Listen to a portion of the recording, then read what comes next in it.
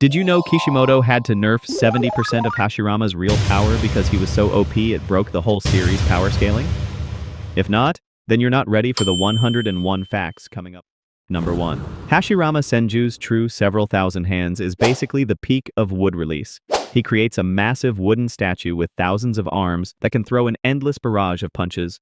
This thing is so insanely strong it straight up crushes Madara's full-body Susanoo together with the controlled Ninetales. It absolutely proves how far above everyone else Hashirama really is in pure control and destructive power. Number 2. Wood release is a totally unique kekkei genkai that only Hashirama was born with. It mixes water release and earth release to create living wood that he uses for attack, defense, and even shaping the environment. This ability absolutely helped him become the first Hokage and literally build the foundation of Konoha. No one in history has ever used wood release as perfectly as Hashirama. 3. The Gate of the Great God lets Hashirama summon giant red torii gates that drop from the sky. These gates can lock down and restrain massive creatures, including the Ten-Tails. The power isn't just in their size, but in how insanely well they suppress chakra. It stands as one of the strongest sealing techniques ever shown in the shinobi world. Number 4. The Laughing Buddha technique creates 10 huge wooden hands from a giant Buddha statue. These hands stretch across the battlefield, smashing enemies and tearing up the terrain. The whole thing feels symbolic, but also absolutely destructive, leaving opponents with nowhere to hide. It shows how Hashirama turns wood release into something both insanely powerful and surprisingly artistic. Number 5. The wood golem is another massive wooden creation from Hashirama, strong enough to go toe-to-toe with tailed beasts. It usually carries the wood dragon on its shoulder, helping control its target. This golem isn't just physically powerful, it's also ridiculously durable, tanking huge chakra attacks like nothing. It totally proves how Hashirama could create living weapons out of wood release. Number 6. Hashirama's 10th Edict. On Enlightenment creates 10 massive wooden pillars that totally lock down a Jinchuriki and shut off the tailed beast's chakra inside. It's an insanely rare sealing style that proves Hashirama wasn't just powerful in offense, but also absolutely dominant in energy control. This technique helped him keep order during the brutal ninja wars and maintain full control over the beasts. Number 7. Hashirama can summon quintuple Rashomon, meaning 5 giant Rashomon gates, and he does it without even using hand signs. These gates are ridiculously tough and can block devastating attacks like a tailed beast bomb or a Susanoo sword strike combined with it. The number that he pulls this off with 0 hand seals shows how absurdly skilled and completely mastered he is with chakra. It clearly highlights the gap between Hashirama and everyone else, since even later on the most Orochimaru ever managed was 3 gates. Number 8. The domed wall technique lets Hashirama create a huge wooden dome around himself or his allies. This dome is strong enough to withstand a tailed beast bomb, one of the strongest attacks a tailed beast can fire off. It absolutely proves that wood release's defense is not behind any other major jutsu.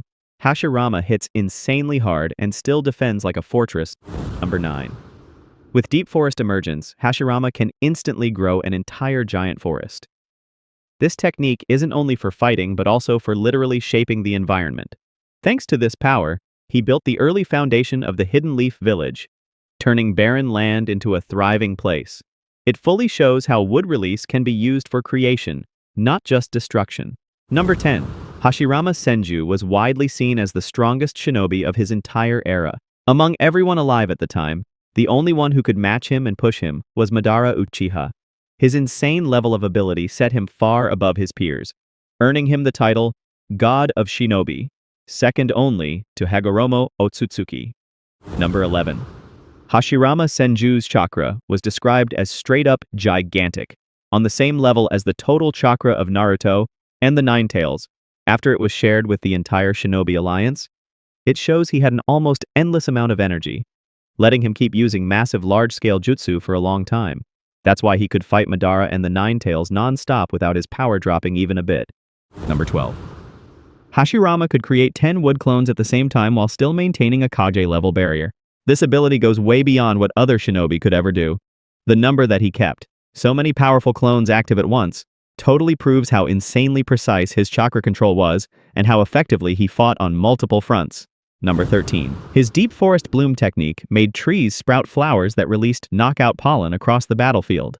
The crazy part is that the pollen affected only enemies, putting them to sleep, while his allies stayed completely safe. It absolutely shows how precisely he shaped his ninjutsu, controlling enemies and protecting his team at the same time, which is a ridiculously valuable advantage in battle number 14. With Laughing Buddha, Hashirama only needed a single clap to create massive wooden hands from the Buddha statue. These hands smashed entire battlefields with insane speed and destructive power. The move was simple to activate but overwhelmingly effective, proving Hashirama reached the highest level of mastery with wood release. Number 15. Hashirama's wood golem usually came paired with the wood dragon, hanging onto its shoulder like a living piece of battle gear. The wood dragon could drain chakra and restrain the enemy, while the golem delivered massive physical power. This combo formed a totally perfect duo, mixing heavy offense and total control, letting Hashirama stand toe-to-toe with tailed beasts without ever falling behind. Number 16. Hashirama's 1,000 armed cannon created a gigantic 1,000-armed statue that attacked while also draining chakra. Its power was so overwhelming that many people believed if anyone else used it, it would absolutely be labeled a kinjutsu. It totally shows how Hashirama operated far beyond the normal limits of a shinobi, both in strength and in technique. Design. Number 17. 10th Edict. On Enlightenment was a jutsu Hashirama personally created for his wife, Mito Uzumaki, the first Jinchuriki of the Nine Tails. This technique summoned 10 massive wooden pillars that restrained and sealed the tailed beast's chakra. Later on, Minato was also able to enter Kushina's mind and partially suppress the tailed beast's chakra in a similar way. It highlights how deeply connected this technique was to Jinchuriki control. Number 18. Even with all his insane strength, Hashirama was known for being extremely emotional. He cried during serious conversations all the time, whether it came from happiness, sadness, or pure frustration.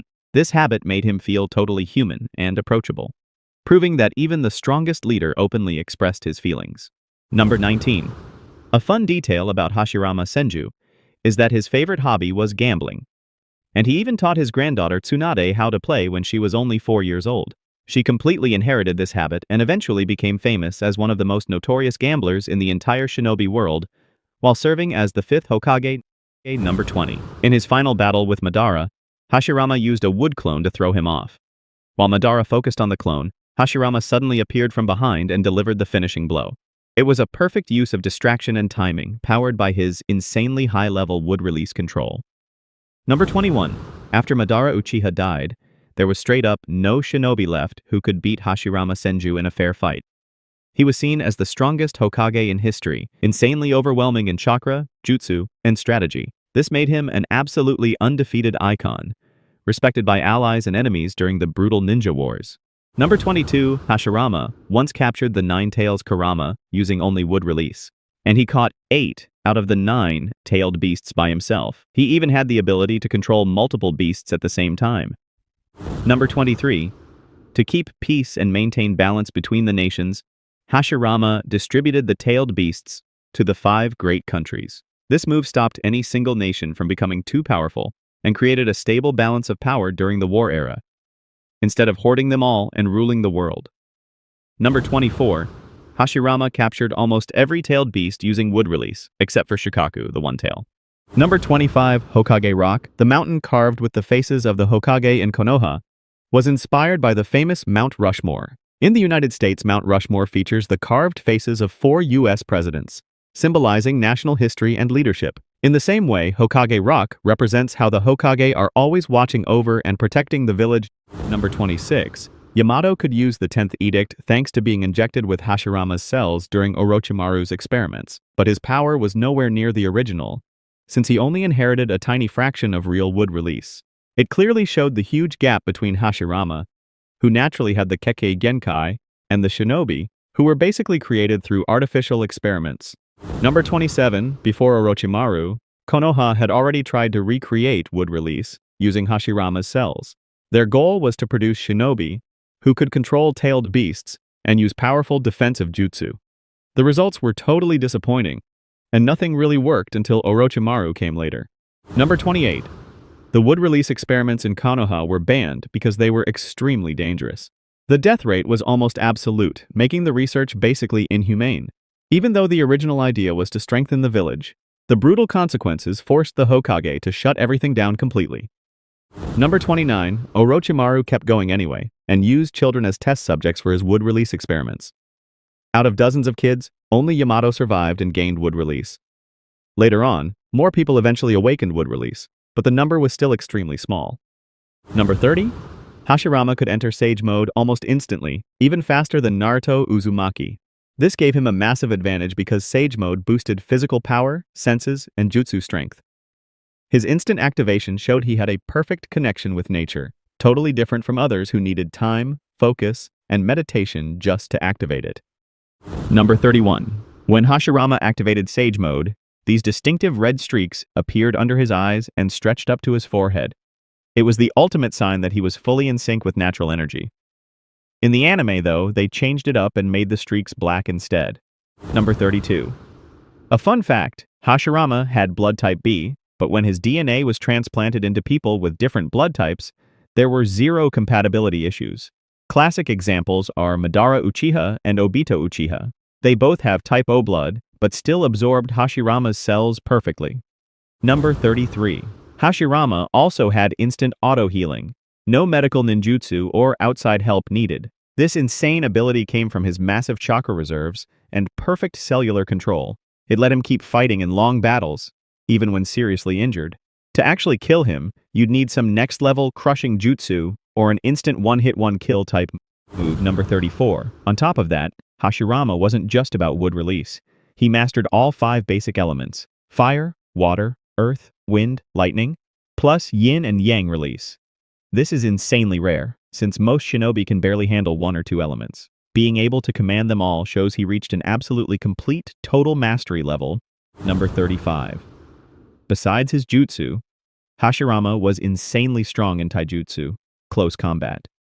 His speed, strength, and agility were off the charts, making him insanely hard to deal with. Combined with his massive chakra, his bare-handed strikes could hit with a destructive force on par with major jutsu.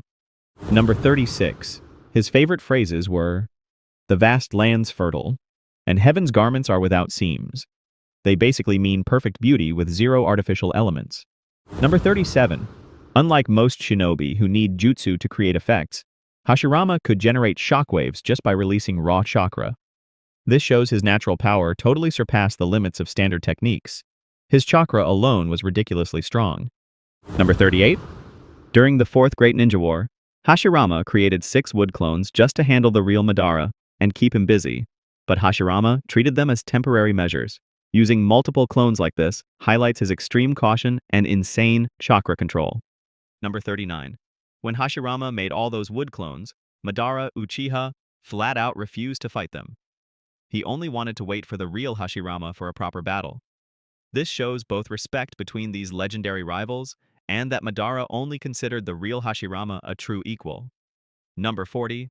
Danzo Shimura had a working relationship with Orochimaru and got his right arm infused with Hashirama's cells. This boosted his chakra levels, gave him limited wood release abilities, and extended how long he could keep Izanagi active with his various Sharingan, while also letting him use Kotoa Matsukami more frequently. Number 41. Kabuto Yakushi kept pushing Orochimaru's research forward and eventually figured out how to make an implant that could give whoever got it access to Hashirama's insane power. The only guy who got this implant? Madara, totally boosting him way beyond his prime. Number 42. Using Hashirama's DNA, Madara even made a mindless clone of him. From that, he produced a crazy substance that could enhance anyone who got it, and even repair missing body parts, like saving Obito when half his body got destroyed. This stuff gave Madara and Obito massively boosted chakra and physical strength, insane healing, the ability to survive without food or water, and of course, wood release. Later, the same substance was used to power up the White Zetsu army, and even Tsunade used it to replace Naruto and Sasuke's lost arms, though Sasuke turned it down. Number 43. With Deep Forest Bloom, Hashirama made trees bloom and release knockout pollen all over the battlefield. The crazy part? The pollen could pick targets, hitting only enemies while leaving allies totally untouched. It proves just how insanely precise Hashirama's chakra control was, letting him dominate foes and protect his team at the same time. Number 44. Hashirama is considered the reincarnation of Asura Otsutsuki, the son of the Sage of Six Paths. That explains his massive chakra reserves and his ridiculously strong will for peace. This connection also puts him on a destined collision course with Madara, the reincarnation of Indra Otsutsuki. Their conflict is basically the next chapter of the ancient feud that started back in the Sage's time. Number 45. The final battle between Hashirama and Madara went down at the Valley of the End. This legendary fight saw two childhood friends turn into mortal enemies. It ended with Madara's death and a completely wrecked battlefield. That valley later became a huge historical symbol for the Hidden Leaf Village. Number 46. During the fight at the Valley of the End, Madara Uchiha used his Sharingan to control the Ninetales and attack Konoha. This showed just how terrifying Madara was, combining Susanoo with the Ninetales into a total destruction machine. But Hashirama was still able to handle it with wood release, even cleverly luring both Madara and the beast away from the village before striking. Number 47. Hashirama's biggest goal was to keep kids off the battlefield. During the endless wars, children were often forced to fight from a super young age. Hashirama wanted to completely change that by building a new shinobi system where kids could be protected and actually have a chance to live in peace. This was his lifelong humanitarian ideal. Number 48. Even though he founded the first ninja village, Hashirama often let Tobirama handle the heavy lifting. Tobirama got super busy setting up the village's systems, hierarchy, and organization, while Hashirama had way more time to just chill and hang out with Madara. Number 49. When trying to reconcile the Senju and Uchiha clans, Hashirama was even ready to commit suicide to prove his goodwill. This move showed he literally put peace above his own life. It proved his insane level of sacrifice and compassion, making him the only person who could convince the Uchiha to cooperate, at least during Konoha's early days. Number 50. Hashirama also founded the Will of Fire philosophy, which values sacrificing for the village and protecting future generations. This philosophy became the spiritual backbone of Konoha, passed down through every Hokage. It stresses that shinobi must put the community above themselves, always ready to fight and sacrifice, to keep peace, and safeguard the next generation. It's easily the biggest spiritual legacy Hashirama ever left. Number 51. Hashirama was straight up the symbol of hope and peace. He once called Madara a gift from the heavens, and till the very end he strongly kept the view that Madara was kind, caring, and deeply loved his brothers. Number 52. The biggest legacy Hashirama left behind was Konoha, the Will of Fire philosophy, and the whole ninja village system. These three things massively shaped the modern shinobi world. Konoha became the model for other villages. The Will of Fire turned into the spiritual guide, and these legacies kept influencing generations of Hokage. But honestly, I think his biggest legacy was his cells. Number 53. The birth of Konoha seriously inspired 4 other ninja villages: Sunagakure, Kirigakure, Kumogakure, and Iwagakure. The ninja village system made nations realize the huge benefits of gathering power and protecting the community. Because of that, the shinobi system spread everywhere, replacing the messy wars that came before. Number 54. Fun fact, it was actually Madara Uchiha who named Konoha. At first, Hashirama and Madara built the idea of a peaceful place together. When they talked about the name, Hashirama asked his bro for one, and Madara suggested Konoha. Hashirama instantly accepted, and that name became the symbol of the Leaf Village. Number 55. Hashirama once proposed building Hokage statues on the mountain to show that Hokage always protects the village. The idea was to give the people strong trust, that their leader would always stand at the highest point, watching and protecting everyone. The Hokage statues later became a super iconic symbol of Konoha, kept through generations, with the faces of each Hokage carved in. Number 56. At first, Hashirama wanted Madara to be the very first Hokage of the Leaf, to protect everyone, and carry out both of their ideals. Number 57. With that plan, Hashirama even suggested multiple times carving Madara's face on the Hokage mountain. But later he had to change the decision, because the village council didn't agree to let an Uchiha hold power. Number 58. Hashirama wanted to give out the tailed beasts to other nations totally free, to keep peace and balance power. But his younger brother, Tobirama, suggested selling them instead, to boost Konoha's resources. This difference showed how Hashirama always put peace first, while Tobirama was more realistic, focusing on political and economic benefits. Number 59. The first ever Kage summit was held in some unknown place by the first Hokage. To balance power between villages and as a sign of goodwill, Konoha planned to hand out the tailed beasts it had. But the Kazakage said Sunagakure already had one, and instead asked for fertile land from the Land of Fire, their closest neighbor, plus 30% of the price that other nations would pay for the tailed beasts. Number 60. To solve conflicts in that first 5 Kage summit, Hashirama gave a powerful speech that completely shut down the risk of war between ninja nations. With his strong reputation and peaceful ideals, he convinced the other leaders to accept the division of tailed beasts, keep the balance of power, and trust in the future. Basically, the first ever user of talk, no jutsu. Number 61. Kawarama and Itama Senju, Hashirama's little bros, got mentioned only once in all of Naruto. They showed up super briefly when Hashirama talked about the Warring States era, highlighting how insanely brutal war was, with even kids being forced to fight and die. Number 62. Hashirama called the people of Konoha his big family, and it wasn't just a slogan. He truly saw every villager as someone to protect, from kids to elders. This philosophy carried all the way to the 7th Hokage, Naruto, who fiercely protected Kawaki because Naruto saw him as part of the leaf, part of the family. Number 63. The image of Hashirama Senju as the god of shinobi in later generations was that of a super serious, unbeatable leader. But in reality, his personality was totally different.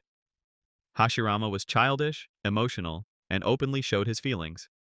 Besides his strong push for peace, he wasn't overly strict in many ways. His younger brother Tobirama often scolded him and corrected him constantly. Number 64. Hashirama was the one who designed the traditional Hokage outfit, with the red and white cloak and the hat.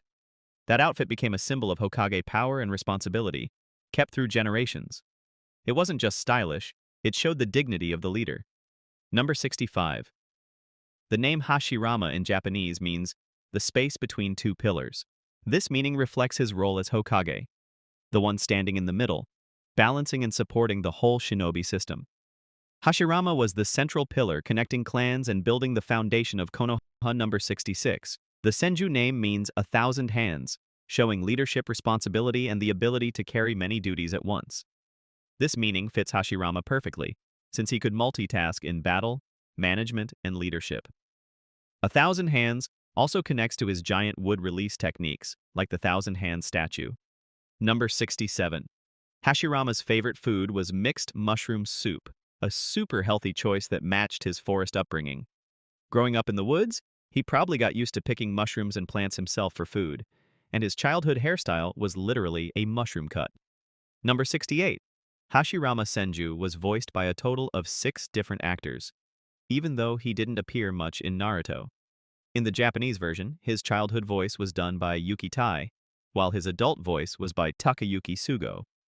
In the English dub, his childhood voice was by Max Middleman, and his adult voice was by Jameson Price and Peter Lurie plus J.B. Blanc voiced him in video games, showing that the character got serious audio investment, even though he wasn't a main character throughout. Number 69. Hashirama ended the conflicts between clans. During the war era, clans kept fighting each other, causing casualties even among kids. Hashirama wanted to build a centralized system where clans lived together in one village. But peace was always hard to achieve. Later clans stopped fighting each other, but villages started fighting, leading to multiple great wars. Number 70. Hashirama and Madara Uchiha were childhood best friends, often meeting by the river to throw stones. Their friendship started before they knew about their clans and the hatred between them. Those childhood memories became the base for Hashirama's dream of peace, wanting Senju and Uchiha to live together. But fate turned them into rivals, making their friendship a tragic piece of history. Number 71. Hashirama and Madara Uchiha had one of the most complicated relationships in Naruto. They were friends, then enemies, then kind of friends again. Number 72. In his life, Hashirama faced some huge enemies, especially Madara, Obito, and Kaguya. Madara was his eternal rival. Obito kicked off the 4th Great Ninja War, and Kaguya was the origin of chakra for the whole world. Even if Hashirama didn't directly fight all of them, his name was always tied to the biggest conflicts, showing how central he was in shinobi history. Number 73. Hashirama had a bunch of important allies when building Konoha, including the Shimura, Sarutobi, Nara, Yamanaka, Akimichi, Inuzuka, Hyuga, and Aburame clans. These were all strong clans that helped lay the foundation for the new shinobi system. Their teamwork made Konoha super strong and stable, becoming the model for other villages. His allies weren't just fighters, they were people who shared his dream of peace. Number 74. During the Fourth Great Ninja War, there was a wild moment with Madara and Sasuke. Madara asked Sasuke to come closer to talk no jutsu him instead of Hashirama, since Sasuke was also an Uchiha, and reminded him of Izuna, Madara's beloved younger brother. But before Sasuke could even speak, Madara suddenly stabbed him with a deadly blow, almost killing him. Number 75. Before dying and leaving leadership to his brother Tobirama Senju, Hashirama clearly told him not to mistreat or discriminate against the Uchiha clan. He wanted peace and balance among all clans in Konoha, but reality went differently. Tobirama enforced strict control policies on the Uchiha, which caused resentment and distance. This was one of the deep reasons why the Senju-Uchiha relationship broke down, paving the way for later tragedy. Number 76. Hashirama was seen as a shinobi prodigy from childhood. Even as a kid, he showed skills way beyond his peers. That talent quickly made him the leader of the Senju clan. Number 77. Even with insane power, Hashirama was famous for being humble. He often said he was weaker if someone else did something impressive. This was different from many strong shinobi who were proud of their strength. His humility made people respect him, not just for his power, but also for his character, turning him into a selfless leader. Number 78. Before Madara got Six Paths power, Hashirama had never lost to him in any fight, even silly childhood contests like peeing competitions. Number 79. During the war, Hashirama accepted his failures with Madara and their broken dream. Instead of regret, he found closure, supporting the new generation to learn from past mistakes. This acceptance was like passing the torch, letting old conflicts rest while new leaders carved their own path. Number 80. Hashirama was resurrected twice by Orochimaru using Edo Tensei. The first time was in the battle against Hiruzen Sarutobi, when Orochimaru summoned him and Tobirama to fight the Third Hokage. The second time was during the Fourth Great Ninja War, when he was revived along with the other Hokage to help the Shinobi Alliance. Even as a reincarnated version, Hashirama's power still made him a central figure in those battles. Number 81. Hashirama Senju first showed up in Naruto manga, chapter 118. That was the very first time readers heard about the First Hokage, the legend who built the shinobi system. But back then, people only heard his name. He got sealed super quickly, and nobody knew yet that he was basically top server 82. In the Fourth Great Ninja War, Hashirama was the only one who could actually convince Sasuke Uchiha to join the alliance. When Sasuke was still hesitating between being an enemy or ally, Hashirama used his crazy tolerance, honest words, peaceful ideals, and respect for Uchiha feelings to persuade him. This was proof of the strongest talk no jutsu ever. Even Naruto hadn't pulled it off at that level. Number 83. Hashirama had a small cameo in the fireworks omake of Shippuden, episode 129, showing up in a funny side scene outside the main story. Even though it was super short, that appearance made him feel closer to the audience. Number 84. Hashirama Senju was the only one in history who could break free from Orochimaru's most advanced Edo Tensei binding naturally without tricks or hacks. While other shinobi, even Tobirama, were fully controlled when summoned by that forbidden jutsu, Hashirama kept his will and acted freely. Number 85. In the final battle at the Valley of the End, Hashirama got bitten by Madara Uchiha and lost a chunk of flesh. Madara used that piece to patch himself up. Absorbing Hashirama's cells created a mix of Indra and Ashura chakra. That fusion later helped Madara awaken the Rinnegan. Number 86. Hashirama is said to have died naturally of old age, but nobody really believed it since he died during wartime. Shonen logic says anyone top server dies early, and Hashirama's death was left unexplained, almost lazily. Number 87. His age at death is estimated around 55 to 60 years old. That's actually pretty old for a shinobi, especially in constant war times. But when he was revived by Edo Tensei, he looked way too young. Number 88. Hashirama's body after death was buried properly and respectfully, fitting for the First Hokage, Because it was preserved so well, years later, Orochimaru could easily find it and take cell samples for experiments. That's why wood release got artificially recreated in others, like Yamato. The intact body accidentally gave Orochimaru access to Hashirama's legendary power. Number 89. Hashirama was called the God of Shinobi, thanks to his insane strength and leadership. But before his debut, that title was given to the third Hokage. Later, the third was called the Professor, and the God of Shinobi title went back to Hashirama number 90. By sealing the Nine Tails into Mito, Hashirama started Konoha's Jinchuriki tradition. The Uzumaki clan, known for their strong life force and sealing skills, were the perfect hosts. This legacy continued with Kushina and Naruto Uzumaki, shaping the village's future through generations of Jinchuriki. Number 91. According to the databook, Hashirama Senju loved messing around with bonsai and wood sculpting. Considering how insane he was with wood release, it makes total sense that he got a kick out of anything wood-related. Number 92. The exact details of how Hashirama trained for senjutsu aren't revealed in the series. People speculate he might have trained on Mount Myoboku like Naruto and Jiraiya, but nothing's confirmed. Number 93. Hashirama could also handle traditional weapons like big swords, kunai, and shuriken. He even had a giant scroll on his back storing them all. That said, he barely needed them. His wood release and massive chakra were already enough to wreck anyone. Weapons were basically just backup, not his main tools. Number 94. He did use a big sword in a few battles, but because he was already ridiculously strong, it was mostly symbolic. His wood release could go toe-to-toe with tailed beasts and Susanoo, so swords were more for show than actual damage. Number 95. Even though Hashirama used genjutsu in the series, yin release isn't listed as one of his elemental natures in the fourth databook. Number 96.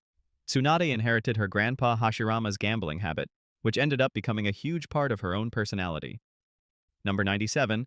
Hashirama's wife was Mito Uzumaki, from the famous Uzumaki clan known for sealing techniques. She became the first Nine Tails Jinchuriki, helping Konoha keep a balance of power. Their marriage was also a political alliance.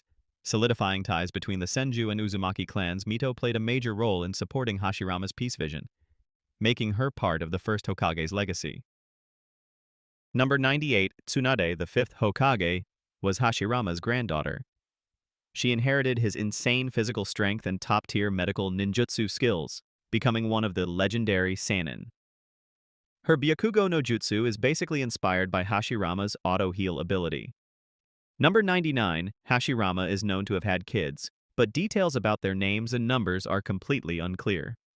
The manga and anime never go into specifics about his direct children, leaving a gap in his family history. Fans mostly just know Tsunade as his granddaughter without knowing her parents. Number 100. During Hashirama's fight with Madara, his wife Mito came to the battlefield.